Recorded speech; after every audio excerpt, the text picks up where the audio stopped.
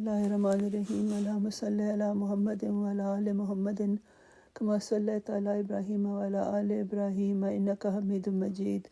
Allahumma barik ala Muhammadin wa ala ali Muhammadin kama barakta ala Ibrahim wa ala ali Ibrahim innaka Hamidum Majid. The Imam Sahib says that today in the series of Dars, we take a slightly different topic, but in fact all of these subjects that are being mentioned, whose dars is taking place, are a part of the blessings of the month of Ramadan.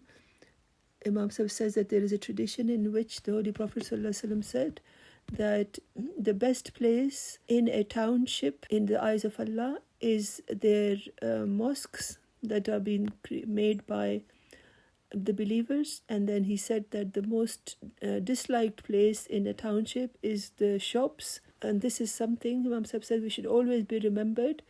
This fact should be especially embedded in the heart in this month, that the mosques are the houses of Allah and they are known as Baitullah, that is the house of Allah.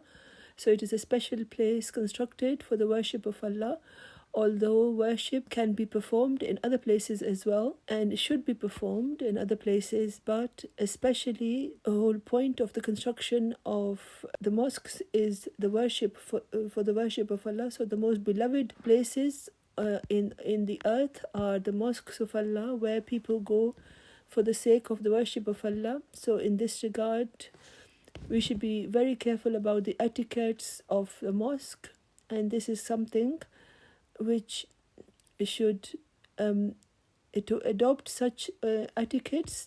A very good time for that is this month of Ramadan. Imam says that not only are the 5 daily prayers performed in a mosque, sometimes Tahajjud prayers is also performed in congregation, and sometimes some people prefer to do the Tahajjud prayer in the mosque, and then there is a Tarawih prayer, which is extra prayer that is performed after the Isha prayer in the mosque. And apart from this, Imam Sahib says that in other times as well, the mosques of the doors of the mosques are open, and people can come at any time of day and pray and offer their prayers, except for the times to avoid. So these are places of establishing the worship of Allah and for remembering Allah. And there are places where one goes into a world where he then, as if he sees Allah's spiritual manifestation before him, and he feels that he is gone into Allah's home when he goes into the mosque. So when the mosques are mentioned, then you should be very careful to establish, to uphold the etiquettes of the mosque. And there is often some lack seen in this, but Imam says in his opinion, if we specify the month of Ramadan as being the time when we renew our etiquettes for the mosque, and we should take a special care of the etiquettes. For example, there's a special prayer which is specified for entering the mosque, and this is usually written on in the entrance area of the mosque. And when one performs this prayer, one should enter the mosque while reading it. We should enter. We should not go into the mosque keeping quiet. Even when we go home or when we go to somebody's house, we are supposed to say Assalamu alaikum. And even when you leave the house, you're supposed to say salam. People may sometimes think that it is a strange thing, that it is our own home, it is our own wife and children, and they are a part of us, so there is no need to say salam to them. So here you must think, you must reflect that are the people in your house not worthy of being sent please of Allah. So this is just as it is important to say salam when you leave and enter your home, you're also supposed to say that when you enter the mosque and when you leave the mosque. And for that, the words of the prayers are set words, and they are written at the right places in the mosques, and you should memorize them. But Imam Sahib says that you should remember that these prayers should be done in a slightly loud voice so that people can hear, and they are also reminded to say it. But when the congregational prayer is being held in the mosque, or people are performing their sunnah prayers, and at that time if anyone is entering, he should not be repeating these words in the loud voice, because what will happen is that the person who is praying, his attention will be diverted from his prayer. So at that occasion you should say these prayers in your heart so that no one else may hear.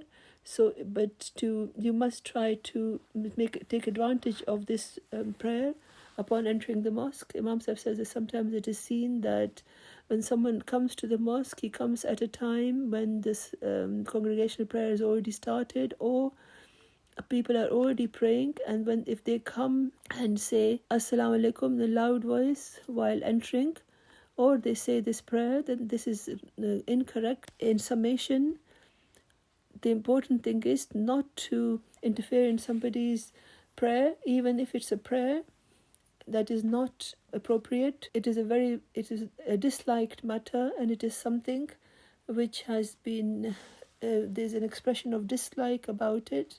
So if somebody is lost in the remembrance of Allah, and one is trying very hard to concentrate and pray to Allah, and during that time somebody comes and says Assalamu alaikum in a loud voice, then one's attention is completely lost.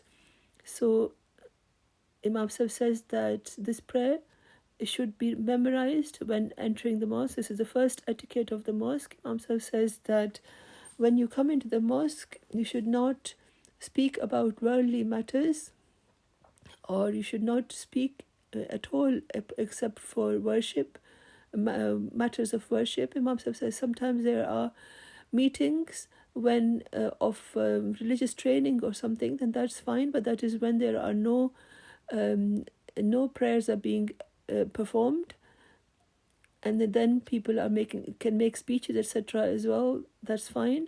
But while salat is being performed, and at that occasion people from the outside should not say Assalamu alaikum in a loud voice. You should say it quietly so that it does not interfere in anyone else's salat. And then we have to discuss the making of the lines in the mosque, the rows of people praying in the mosque. And about this, the Holy Prophet ﷺ says that, O believers, when you stand for prayer, then make sure your rows are straight. So making them straight is extremely important. And the Holy Prophet ﷺ said that if your rows are not straight, if your rows are crooked, then may it not be that Allah makes your hearts crooked as well. So this one ill gives rise to another ill. So it is very important to keep the rows straight. And at this, Imam Sahib says that he wishes to mention something else as well, that how does one make the line straight? There are lines in the mosque. Sometimes there are two different colored carpets, or there are lines. So then you should keep those in mind, and you should line yourself up with those lines. So the question is, how do you stand on those lines? And it's the easy answer to this is that the line between the two rows is the place where you're supposed to stand, and one's heels should be at that point on the line, and one should not go behind. So one should try to keep all of one's actions confined to the line that one is standing on, and the front line, the bowing, the prostrating, etc. should remain between those two lines. So here in the mosque, Imam Sahib says that there are two colored carpets. So one must ensure that one's heel is on top of the line, is as if one should think that your heel can be hurt, like as if there is a blade there. So this should be what should be kept in mind. And so you should slightly be on the line, or just ahead of it, and your entire time should be spent between these two lines, and you should not slip backwards or anything.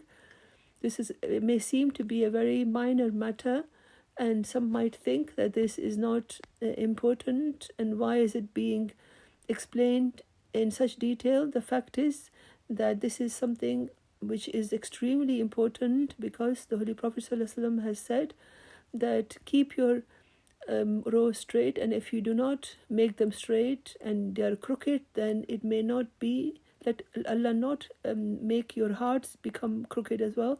So this is extremely important, and this is one of the matters that Imam, one of the etiquettes of the mosque, that Imam Sahib says that he wishes to mention today, that the rest he will mention another time, inshallah. Assalamu alaikum.